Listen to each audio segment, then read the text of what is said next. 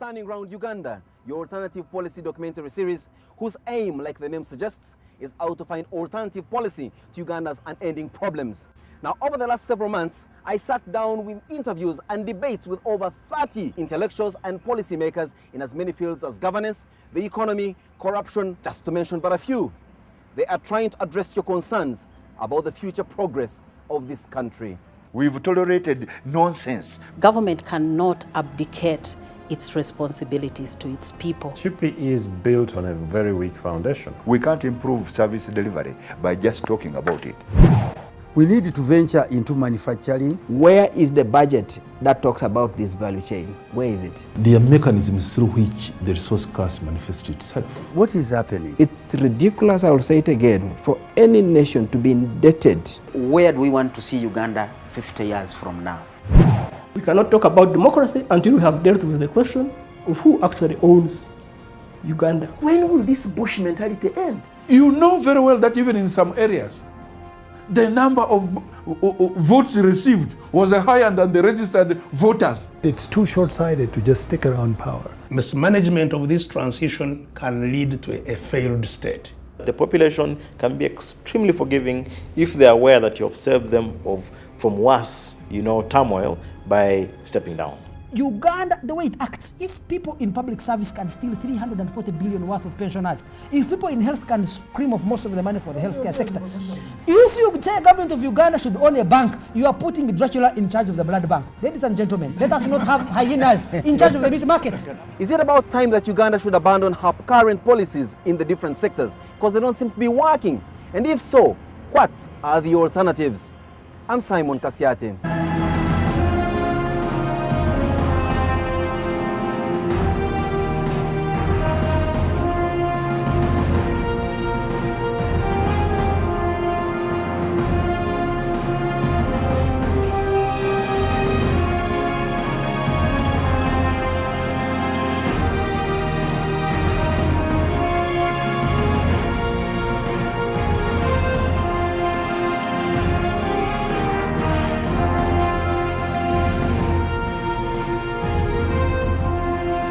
This is Turning Round Uganda, the alternative policy series. Coming up on the program. Since when did government money be banked on the account of an individual? I don't believe for a minute that Kazinda was acting alone. Fighting corruption today is becoming fighting government. If you get them, punish them. Do not work with them. Do not instead promote them.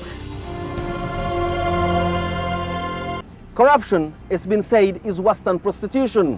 While the latter may endanger the morals of an individual, the former invariably endangers the morals of an entire nation. Uganda has finally come out of war, but a new enemy who threatens to destroy the entire nation looms: official corruption. Uganda collects about 7 trillion shillings in taxes annually, and according to the World Bank, a significant portion of that money, to a tune of $300 million, is lost to corruption. Corruption is the abuse of public power for private gain. Corruption is a major threat facing humanity. It destroys lives and communities and undermines countries and institutions. It generates popular anger to destabilize societies and aggravates violent conflicts. Corruption does not only fuel such problems, it makes it difficult to stop them.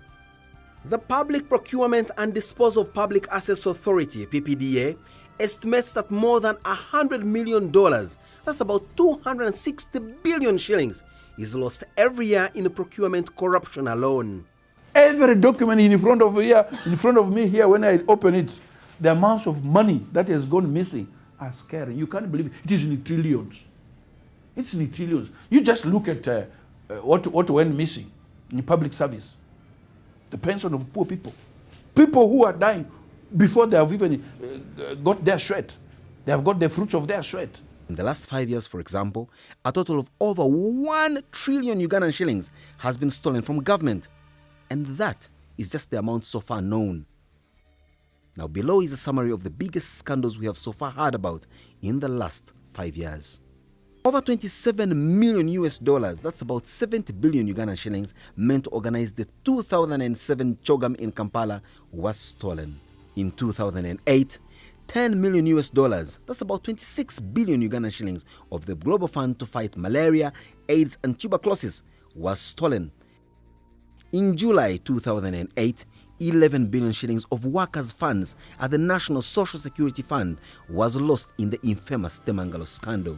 In the early 2010, 19 billion Ugandan shillings meant to print national identification cards was stolen. A year later, 1.7 million US dollars, that's about 4 billion Ugandan shillings, supposed to supply 70,000 bicycles for the local council 1 chairpersons, was stolen. Shortly after that, we got the news that another 60 billion Ugandan shillings went missing from the Microfinance Support Center. Now, towards the end of 2011, 169 billion Ugandan shillings was reported to have been erroneously issued to one businessman, Basaja Balaba. Then in 2012, we learned that 169 billion Ugandan shillings meant to clear outstanding pension claims of about 1,018 former East African community workers had been stolen. And more recently, 50 billion Ugandan shillings was lost in the office of the Prime Minister. The scandal in the office of the Prime Minister is simply, if you think who it is this money was intended for, the people of northern Uganda, with all that they have gone through, I'm just thinking, oh my goodness. I'm Kilwanyana Quero, Christian. Kimi Quanyat Palotini in it. Wakuto mean a wakero, Magbacolotini. Pianotini in a bear, one give a pay, and Anna that him megigi. Make it a memugana wango lil no giguar. Chick a man take a not wear. Umi care upon me gilotini in any at Yanoni, where Uluto Gugwak Kilotini anon. Man leg an amatic and anana. Namachel yat. Mary o coin mamma wataki me o car magwakolotin. Kitchen muguma by Marama Dwako Gubuk in my carcha. Kikampalano or to anano, Kimina give duty, Chak Gimo, Kimina gi, Dwako Lutin Mawadu, Kagina Ulto Picket in a man could get no parapagankan. Omio good wako, good hopping. Chica giramo mio carmo, Kilotina in a cello dig in a gumete, Santa Mamegwaka in it. Ariano Megone. Melotiano Gamo Diki, Santa Can Jing or Gubuki. Man will deal don't pay Santa Can Kilotiana. Man gonna ate like on. The number of services that haven't been delivered are so many. The hospitals in Uganda are looking the way they look because somebody is stealing. The schools are looking the way they look because somebody is stealing. So the impact is on everybody of us. It's unbelievable. If you think, my dear brother, that 320 people are dying every day, that's the estimate from the national figures given by the government. 320 people dying every day to malaria. 16 mothers dying every day due to pregnancy-related, either in childbirth or pregnancy-related complications. I say to our president, frankly, why can't you develop a security system that protects those Ugandans? Because when we were arguing for more money for the healthcare system, the argument of the president was, no, I will not compromise the security of this country. I will not compromise the security of the people of Uganda. And I'm saying, Mr. President, it's already so badly compromised. 320 people are dying every day. Bribery, misappropriation of public funds, nepotism, and influencing the formulation of laws or regulations for private gain are common examples of corruption. But we have always told you that this is not corruption. It should be called outright open robbery. Because where things have reached now, it is even unbelievable. You can't believe it. Right now, the levels are where they are because there is no authority in this land. There are no systems. There are no procedures. It is to whom it may concern. Corruption translates into human suffering, with poor families being extorted for bribes to see a doctor or to get access to clean drinking water. It leads to failure in the delivery of basic services like education and healthcare. It derails the building of essential infrastructure as corrupt leaders skim funds. Corruption can amount to dirty taxes, and the poor and the most vulnerable are the most affected. Recently, I think sometime back last year, the intensive care unit of Mulago was closed down. I mean, how can you have an intensive care unit of a national referral hospital closed down? Look at what is happening in our health centers, up country. There isn't anything like medicine. Look at the teachers. There's what you call presentism. They're teachers in class, but they're not teaching. They are there, but because you forced them, because they cannot strike. At one point, they were supposed to strike, but you said, no, if you strike, we're going to chase you. They said, okay, fine, we're going to come and we're going to be in class. The teacher will be in class, the students are in class, the teacher is just moving around. Now, that is how far corruption has gone. And then also the quality of education. If you look at the children that are under UPE, look at the children, the type of education they're getting.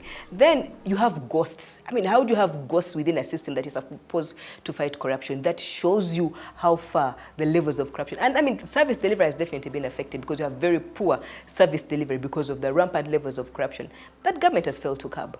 We've managed to convince people that morals are only for the pulpit. They're only for sermons, whether delivered on Sundays or Fridays. That the rest of life is to be governed and guided by pragmatism, by what works. You find out what works and you do it. Corruption occurs whenever parents pay teachers illegal fees to give their children an education, when citizens give public officials gifts or money to speed up procedures, and when drivers bribe police officers to avoid a fine. It may be seen as a way to get things done, but this is a crime. Today, you get a graduate and say, okay, you graduate, you come, I'm giving you a job. And what is the job? The starting job in civil service? Maybe around 600,000 or 500. The first question they will ask, is there a project there? What other allowances do I have? Do I have a vehicle to myself? So our attitudes have changed. We are no longer what it used to be, So things have gone wrong. We need to reconscientize people. People are staying in the civil service because there's something to collect. Because otherwise you wonder why someone who has got a degree would stay in an office collecting 200,000 shillings a month and is driving a car and building houses and so on. Corruption is a big problem the world over because many political elites don't care about their people's needs. They enrich themselves instead of enriching their populations. When I keep listening to this radio, TV, when the park is interviewing people, ministry to ministry, department to department, everywhere revealing all this rot. And when I keep hearing 190 billions put on an individual account of an individual employee, I just cannot imagine it. I just cannot understand. Since when did government money be banked on the account of an individual? Me, Miriam Matembe, on my account, personal account, I get, even if it was 2 million or 3 million belonging to the government. Really, that's against the law. And if people in the OPM's or Prime Minister's office were law-abiding, they wouldn't do any such thing. Now, of course, people explain this away by all kinds of technical explanations. Now, they say, look, if it's donor money and you get it and you don't spend it on time, you have to give it back. So to avoid giving it back, you have to hide it somewhere. But of course, this hiding of the money does breed a problem, and we have all seen it. Now, is that preferable to giving the money back to the donors? Maybe. To those who are criminally minded, maybe. And then you hear the president, the head of state, defending a permanent secretary, that he is a whistleblower. Okay, assuming the permanent secretary is not involved in these scandals at all, is he fit enough to sit in that chair? I don't believe for a minute that Kazinda was acting alone. I really don't think so. I don't believe for a minute that the permanent secretary of the Prime Minister's office knew nothing about it. I think he knew. But I'm surprised that President Museveni and the Prime Minister have come out and defended him. Surely. He's the PS. He's the administrator of the ministry.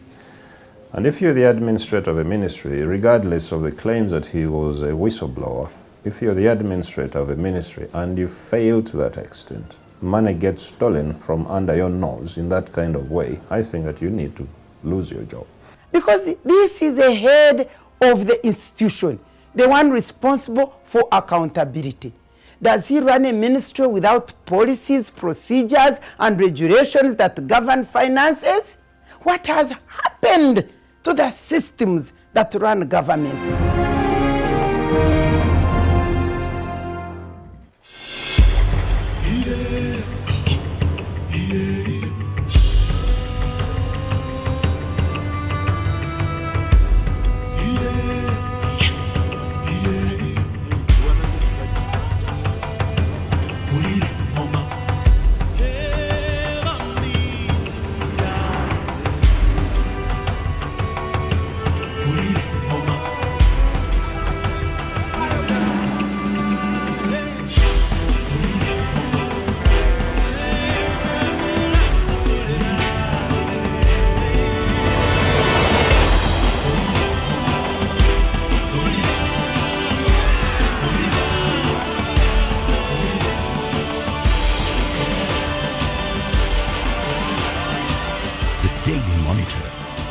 Paper dedicated to bringing you the truth every day.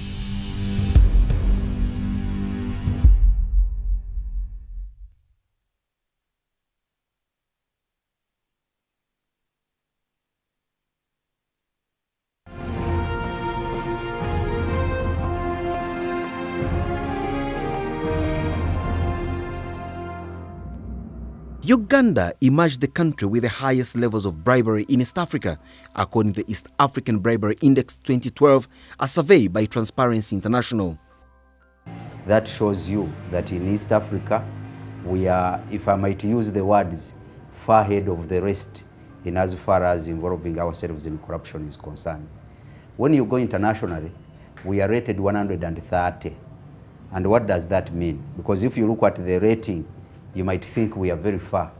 But the rating, in as far as Transparency International is concerned, starts from far. So the more corrupt you are, the higher number you are.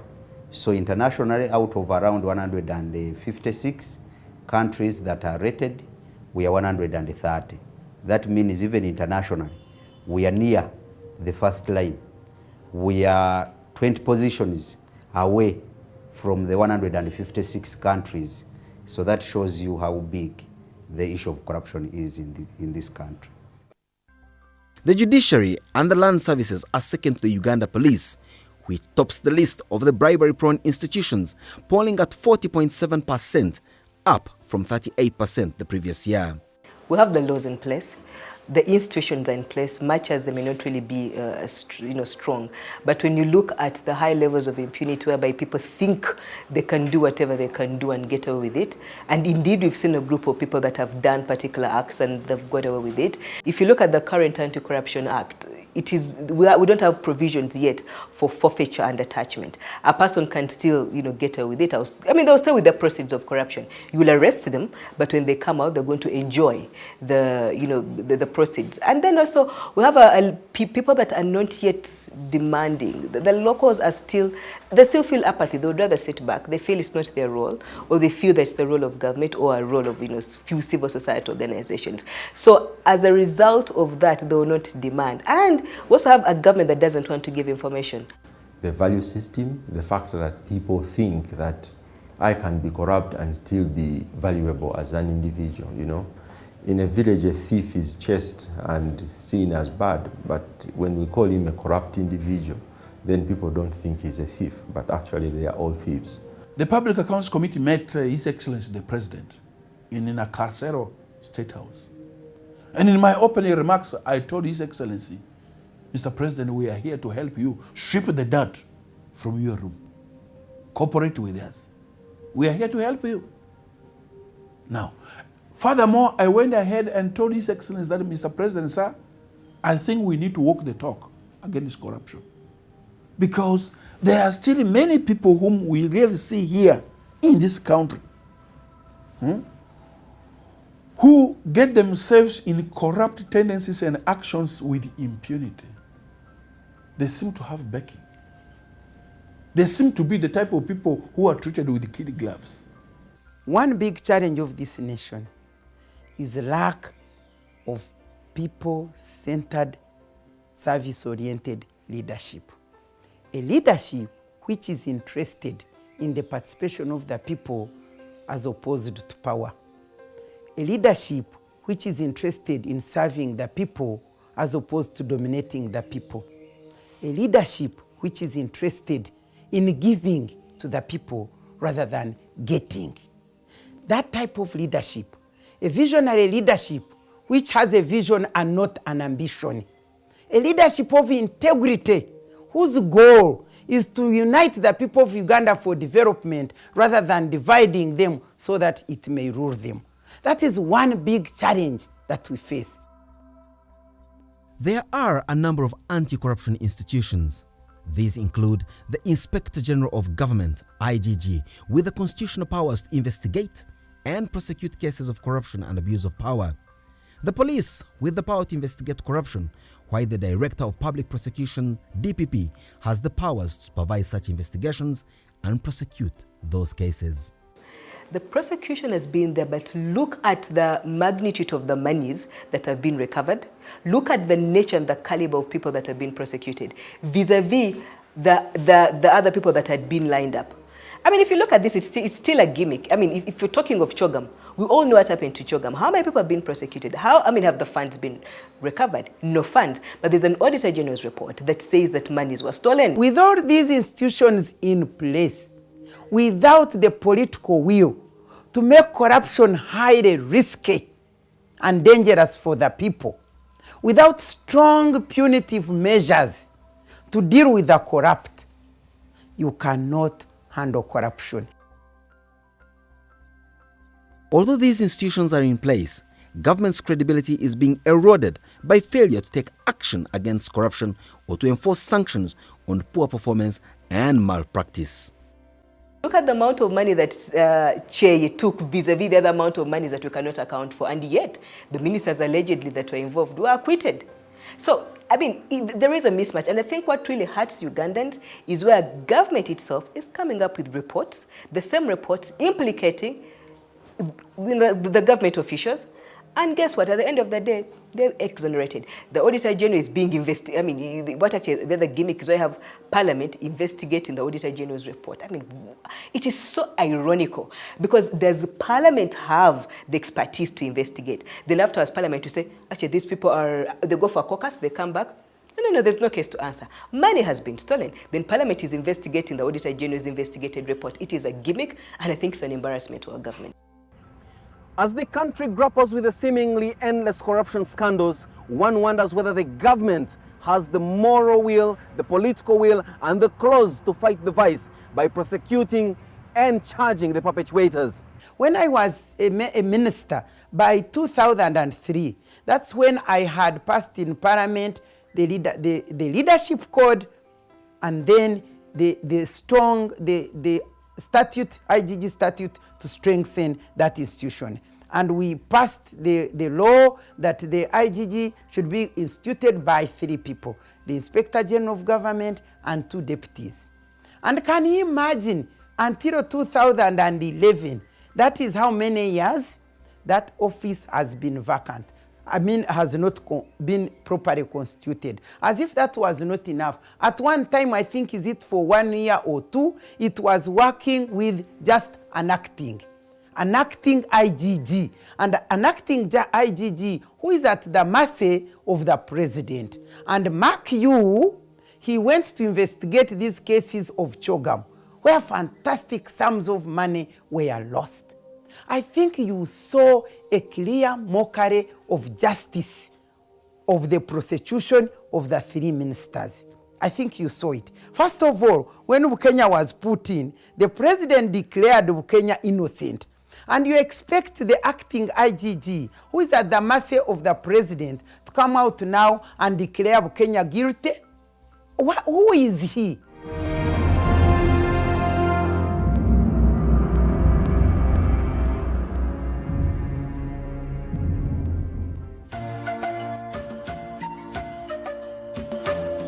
Although corruption has eaten much of Uganda's society, it is absolutely possible to stop it. There are countries that have resolved to have a zero tolerance for corruption, like our southwestern neighbor, Rwanda. Fighting corruption in Rwanda started in a conventional way, but has since gone on to include the support of the private sector, helping the government to tackle the problem at 5 levels. First was the political level. There had to be a strong political will among the leaders in order to influence policy and implementation of strategies. Second, at the level of prevention and enforcement, laws were enacted, institutions and systems of transparency, accountability and monitoring were set up. Third, the creation of special units like the police, judiciary and National Public Prosecution Authority to investigate, prosecute and adjudicate corruption cases. Fourth, the government of Rwanda made doing business in the country easier by simplifying and reducing licensing and registration procedures, mainly through the increased use of ICT. This removed the need for business people to cut corners and, of course, eliminated corrupt officials who would take advantage of the lengthy and complex processes. All the above, accompanied by prosecution of offenders, whether they are from the public or private sector, while the recovery of stolen assets is also ensured, making corruption a very risky venture. When Turning Round Uganda returns, for instance, you are prosecuting Kutesa and you bring his permanent secretary who is supposed to be working together hand in hand with him to be a witness against Kutesa. Are you crazy?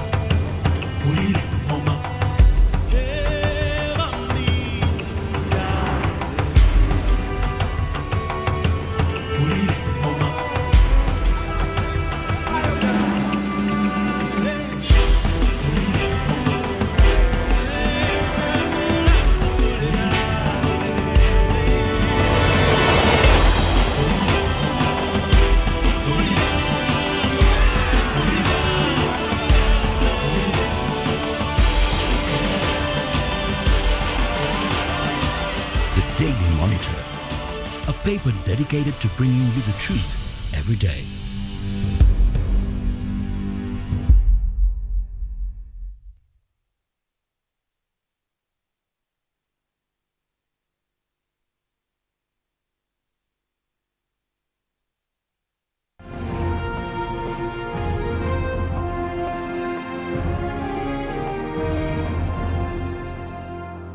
Understanding corruption is one step towards fighting it.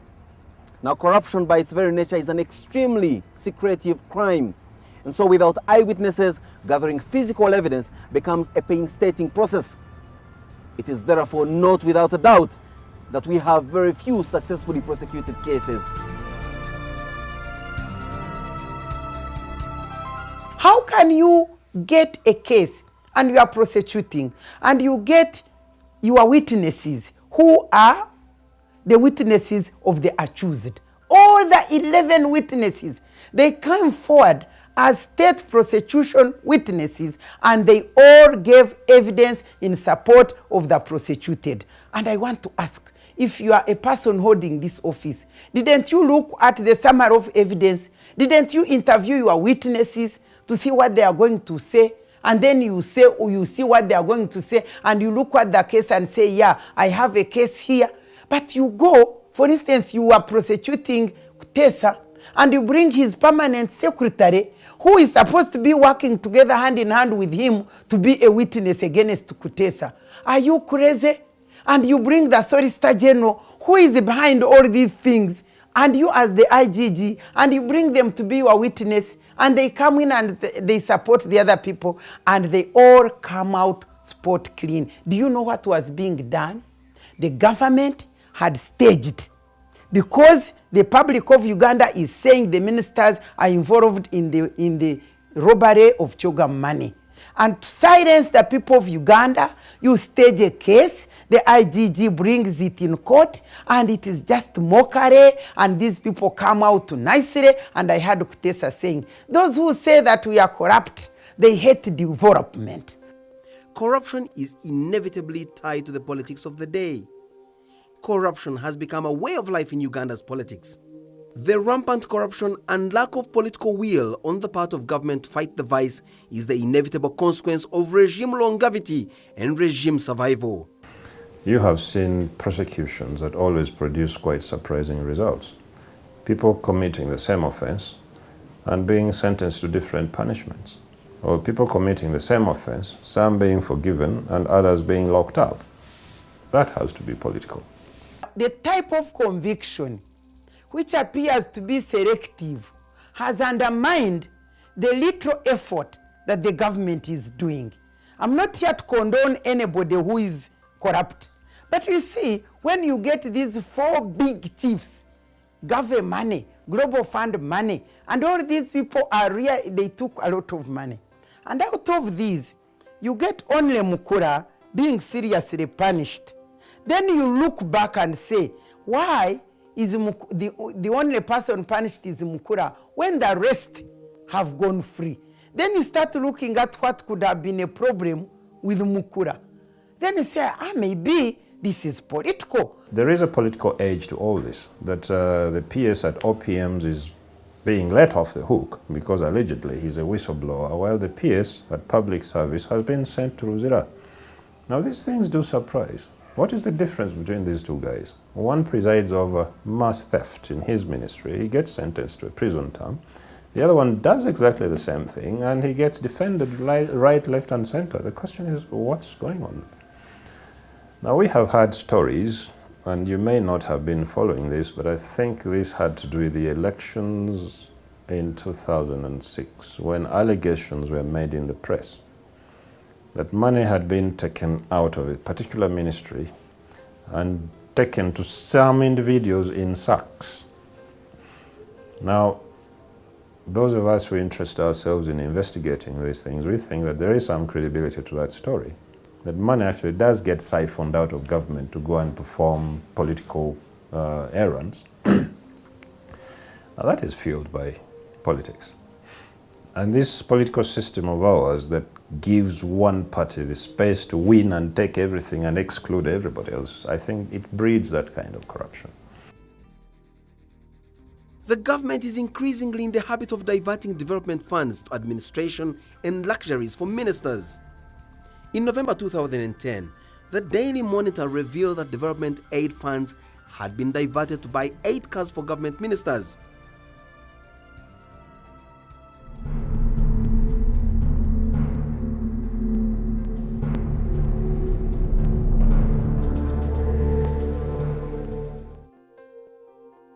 Turning Round Uganda, the Alternative Policy Series suggests ways that government must fight corruption. First is the political will, and it comes from the head of state, the president. If there is any rot in leadership, it normally starts from the top. The president must therefore create a values-driven government. You cannot run a well-performed government without values. Raise the risk for corruption. In China, people are executed for corruption. Make sure that assets are recovered and put to the rightful use. There should be public wealth declarations and the means by which the wealth was acquired by the leaders. Corrupt leaders should be banned from public office. Leaders must take responsibility if money is stolen right under their watch, not to be hailed as whistleblowers. For instance, all ministers and heads in the office of the Prime Minister should have resigned because all were responsible for that scandal. Corrupt companies must be banned from public contracts. Make corruption an election issue. Voters should hold leaders accountable to qualify for their vote in the next elections. The opposition too should not just lament, they too must qualify to be voted into office. Public awareness of the dangers of corruption is important for citizens to resist the temptation of corruption, report it, and be willing to act as witnesses in court. This is one of the initiatives of the anti-corruption authorities, which have been implemented together with the media. Now the thing is, for us, we have said as civil society that to fight corruption, we must take the war into ourselves. We must do something that will show dissatisfaction, but also do something to change. So that's how we started the whole Black Monday movement. And the issue about Black Monday is to say, every Monday, if you really care about this country, put on black as a sign of saying no to corruption. Of course, very sadly, fighting corruption today is becoming fighting government. When we started this Black Monday movement, we thought the police would join us. In fact, we decided that we should put the front picture of our second newspaper was "Our police deserves better." We actually thought that the police would join us to say, in order to have better services, better welfare, the army, everyone. Surprise, surprise. Police warns Black Monday activists. Police is now warning those who are fighting corruption. Before we used to go as leaders, or you come from Kampala, go down to the grassroots, do the monitoring. But now we are training them, and they themselves are able to monitor, government services, the health or education. We're giving them information, and they're able to understand the degree of corruption or the degree of theft of their resources. Because as long as they do not have the information, as long as they do not engage in monitoring and knowing that, okay, these funds were meant for us and nothing has come out of these funds. So if they get that information and they indeed know that government sent us probably 4 billion to do this and this and this, and nothing has come out. If you give them that information, they're able to use that information to hold their leaders accountable. Definitely it is going to be a gradual process, because that is something that we have started, which wasn't there before. The fight on corruption should not be a fight about persecuting people in the anti-corruption court only, but it should be a fight about returning stolen money. That's where the end should be. So our success is not in just saying no, but it is in saying, yes, government, get back the money. Convict people, but get back the money. Because that is what a citizen will benefit from the trial. The citizen doesn't benefit from a long, well-written judgment by a judge, but the citizen benefits from the fact that a trial has said, get back the money to these people. So for me, corruption is that hard, but also that simple. The moment we go beyond that you send people to prison, regardless of whether they are your relatives or not, but more importantly, that they have been adjudged to have been corrupt, that they have caused the loss of financial nature, which should be public resource, then we'll be seen to be walking the talk. The moment you have your evidence, reports that so and so, embezzled funds, do not keep them in. Punish them, interdict them, conduct the investigations. Let them move out of the office while investigations are being conducted. Then thereafter, bring them back. We are more interested now in value for money audit. We are now more interested in the 3 E's of utilization of money. Was there efficiency in the utilization of that money? Did you use the money in the best interest of this country? Could this money have done much more than you claim it has done? The efficiency. The economy. The economy. Of what use is your utilization of this money adding to the economy of Uganda? How? Then the effectiveness. Did you use this money very effectively and efficiently? Because you could get this one book. Somebody can come and say this book is 1 million shillings. But do you think that will be the best way for you to account for money, because you have raised a receipt which shows that this small book is 1 million shillings? Is that the best way? How much more could you have done with that 1 million shillings that you will have generated economic development in this country? We need to have amendments to other laws. We need to have amendments within the Constitution, because, as you know, it is hard to prove beyond reasonable doubt in criminal cases that somebody has stolen. So we must change now and put the burden of proof to the defendant. Let the defendant now have the burden to prove how we got this money, so that it becomes easier now for the prosecution to go ahead with these cases. We need to have changes in the leadership code of conduct. We need to have changes in the IG Act. All these laws need to be changed to ensure that what we are doing now is facilitated, because the law does not work alone. I see solutions as changing the leadership and then focusing at rebuilding the moral fabric of Ugandans. We need more tougher laws. And I know what was this thing? The Sarbanes-Oxley rules in the US. You want to get to a level to say if you have stolen money for pensioners and the pensioners have died, maybe there is some manslaughter element to put on you. If we can attribute their death to their failure to access their pension, you want to go beyond where you are. The leaders that we had voted into office are the ones sending this country to the dogs. We have watched them do it and continue to vote for them. This kind of corruption has reduced democracy to the basic concept of citizens electing their own dictators and people feeding governments, instead of the conventional concept of a government elected by the people, for the people, and government feeding the people. The election issue rests in the hands of the voters. You, as a voter, can't hold accountable a leader to whom you sold your vote. As voters, you must know that you pay taxes. Everything you buy from shops is taxed. Matchboxes, paraffin, sugar, salt, Pampers, name it. So it's your money that you have entrusted with government, and so when it is stolen from government's hands, you should demand accountability. Government is not doing you, the citizen, a favor by building roads, schools, health centers. They are obligated. Government is your servant because you, the citizen, pay their salaries, and when they don't perform, you ought to fire them by not voting them back into office. The aim of this program, Turning Around Uganda, is to get alternative policy or reforms that can be undertaken to turn the tide to foster development for this country in the years ahead. It's against this background that we suggest to you as an individual ways that you can use to fight the vice called corruption. Everyone has a role to play in stopping corruption. Governments, the private sector, civil society, and individuals or citizens. Citizens against corruption, you must be vigilant. 1.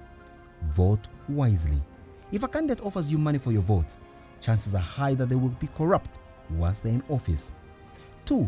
Do not pay any extra fee for any services other than that which is required, and obtain proof of payment. 3. Expose all forms of corruption to the authorities. 4. Shun the corrupt officials in church, at functions, and in the markets. 5. Acquire information from your local government. 6. Demand for accountability. It's your right, and change starts with you. One comic once intimated that do not steal, government hates competition.